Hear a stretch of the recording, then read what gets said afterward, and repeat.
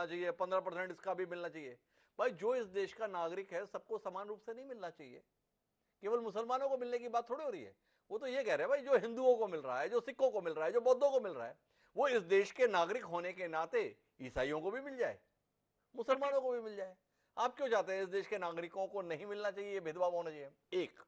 दूसरा, आप संघ प्रमुख के बयान के विपरीत क्यों जा रहे हैं चिंतामणि जी? संघ प्रमुख ने तो कहा जो इस धरती पर रहता है वो हिंदू है, तो फिर जाके इन मुसलमानों को जो आपके अनुसार हिंदू भी हैं आरक्षण का लाभ क्यों नहीं दे रहे? दूसरा सवाल। तीसरा सवाल आपसे जो जानने का है वो ये है कि आपकी सरकार के द्वारा ये उठाया गया कदम क्या धर्मांतरण को बढ़ावा देने के लिए है या धर्मांतरण को रोकने के लिए? थोड़ा इसमें तो रोशनी देना। अगर धर्मांतरण के बाद भी आरक्षण के लाभ दिए जाने की सिफारिश इस आयोग ने कर दी तो फिर क्या करेंगे चिंतामणि जी? आप वनवासी कल्याण आश्रम के घर प्रवेश का अभियान को बंद कराएंगे या कुछ और करेंगे? थोड़ा रोशनी दीजिए ना।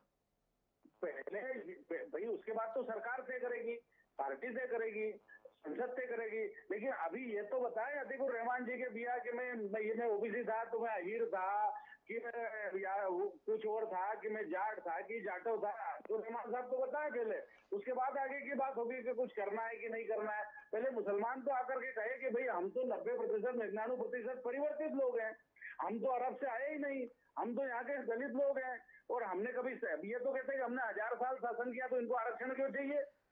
अभी कुल मिला के चिंतामणि जी अपने रुख में बदलाव को लेकर कोई टिप्पणी नहीं करना चाहते। उसमें तो वो केवल इतना कहना चाहते हैं लोकतांत्रिक प्रक्रिया में यकीन रखने वाले हम लोग हैं। ये लोकतांत्रिक प्रक्रिया में यकीन रखने का कौन सा तरीका हुआ जिसमें अदालत में सरकार के द्वारा दृढ़ता से 3 साल पहले एक तर्क दिया गया जिसमें कहा गया कि मुसलमानों और ईसाइयों को आरक्षण नहीं दिया जाता और उसी सरकार के रहते एक आयोग गठित कर दिया जाता है।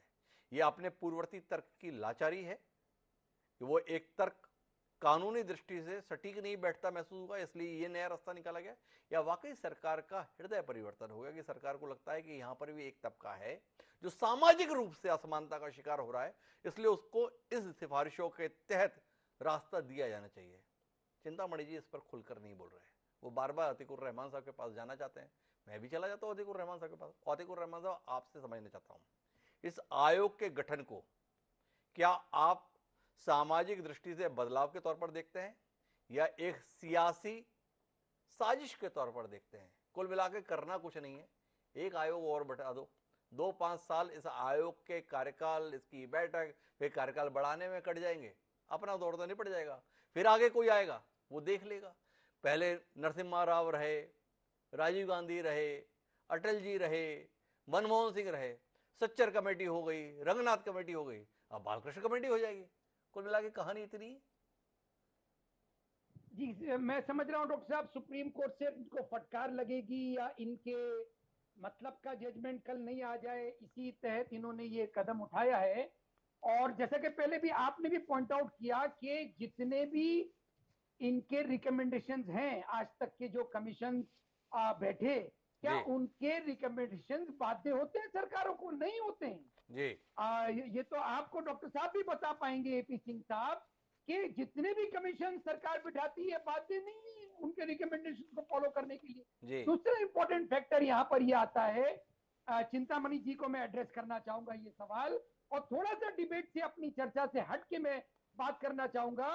डॉक्टर साहब, ये रिजर्वेशन का मामला मेरे कॉलेज के जमाने से मैं कभी समझ नहीं पाया जी।